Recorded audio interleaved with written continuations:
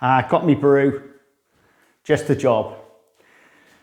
Now in the previous video that you've just watched, I did make some fundamental mistakes. I did that deliberately so I can actually show you the mistakes so we can actually put them right.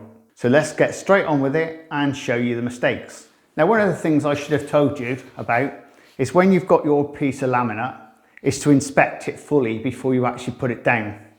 Now for example, this has got a crack in there, and also there's one on the edge here. Now that's not really a lot of good to anybody, but it's good for using it for scrap. Also the starting point. If you remember, we started in the middle of the room. I put a line on the floor. Now what I should have told you is that line should go all the way through to the far end, because that is your center line right away from, and you work from that outwards. But you always start from a wall, but that means you can start anywhere on that wall, but you do work it out. And that's why I said, if you lay your planks out first, well, not all of them, but some of them, you get to the point where you want to be. And that's exactly what I've done here. I've put my planks down to where I need to be. And even I test fitted them. So I knew, in fact, I knew before I made the video what was going to go wrong. It just made the life a little bit simpler. And this is what you're aiming for. You're aiming for your doorway to have the good planks in. So as you look down there,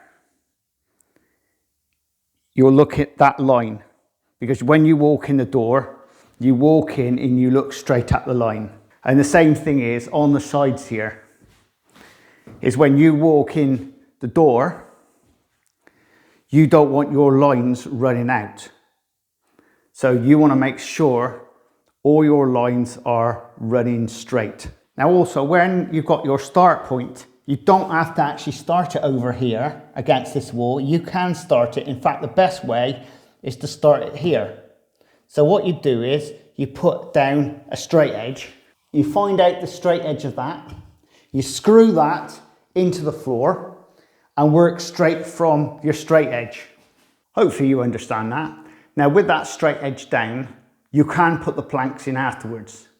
It just makes it simple to have that straight edge and work from that. But if you've got a skirting, just work from your skirting. It just makes it easier. So that was two things we did wrong in the previous video. Now the third one is when you put down your planks all together. Now if your joists are running that way, you need to be running your boards that way, allegedly. But that's not true, because it also depends on you yourself. If you wanted your room to look wider, then you lay your planks across.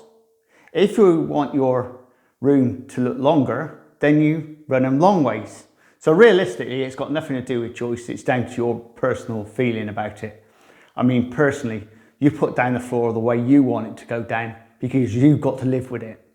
Don't take any notice of me or any other YouTubers or anything you read. It's your floor, you've got to live with it. So you put it down how you want to view it. So as I've shown you here, this is how I want to view my floor. That makes me happy because I live with it every day of the week.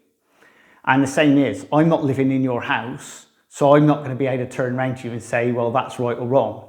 Because I've had it before now where a fitter's put down a floor and I've had to live with it, and it was wrong from day one. So you want it right first time round, don't you? Now going back to what I said in the previous video about staircasing. If you didn't catch that bit, I'll show exactly what I mean. If you remember in the previous video, we had problems with staircasing. See? And there. Yeah, you remember. And we've only done those 3 rows, remember? And look, you can see I've done this now. Well, we're going to get round to this eventually. But those 3 rows, for example, are basically, well, the 2 rows there are wrong. So all we need to do is flick them out. And it's that easy.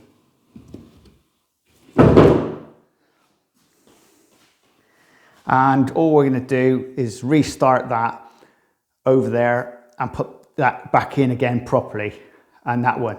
Because now this is a fixed floor. So you can see that It's all fixed all the way through, and that's not going anywhere. So you've now got basically like your plank of wood is actually there. So we're actually going to redo those again, not in this video, but in the next video I'll have redone that, because we'll go round and all the bits and pieces that are odd, that ain't right, will have to be done. This bit of floor over here has just been put down for a temporary fit.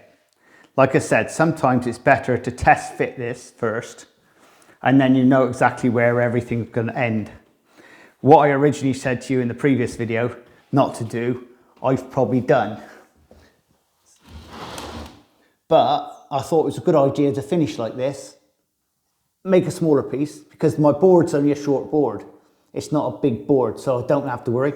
And when you put that down, it covers. So let's move straight in to the next video. This is the Crazy Baker Unleashed channel.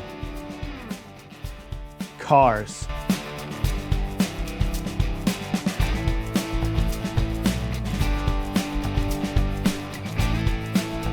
Honest reviews. DIY. Toys. And behind the scenes of all the crap I buy. Old school memorabilia. Please subscribe and please share. Laters!